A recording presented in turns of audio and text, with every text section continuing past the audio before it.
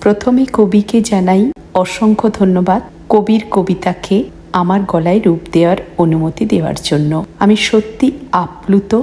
এই কবিতাটি আমার ভালো লেগেছে। কবিতাটি আপনাদের সামনে উপস্থাপন করছি। আশা রাখি আপনাদের ভালো লাগবে।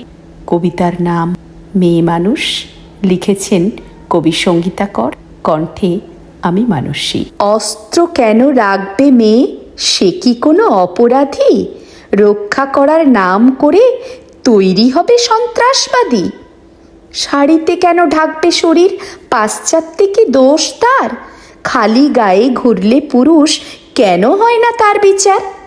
কেন মেয়ে সন্ধ্যা হলেই থাকবে ঢুকে ঘরের কোণে?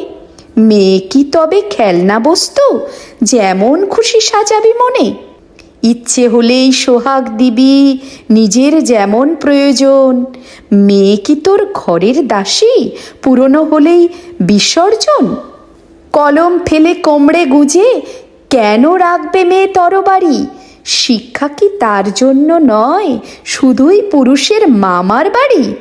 ঘুঙুর খুলে মেয়ে কেন শিখতে যাবে লাঠির খেলা? শিল্পকে দিয়ে জলাঞ্জলি ঘোচাতে তোদের ছলা কলা? না রে কামুক, সময় হয়েছে, মেনে নে মেয়ে মানুষ।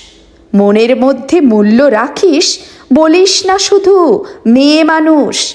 ইচ্ছে হলে লিখবে মেয়ে, নাচবে মনের ইচ্ছে মতো। দুর্বলতার তকমা দিয়ে বাড়াস না সমাজ ক্ষত। চাই সমান অধিকার, চাই না মিথ্যে সহানুভূতি। সম্মানের সিঁড়ি বেয়ে তবেই আসবে অগ্রগতি। কলমে সঙ্গীতা কর, কণ্ঠে মানসী, কবিতা মেয়ে মানুষ।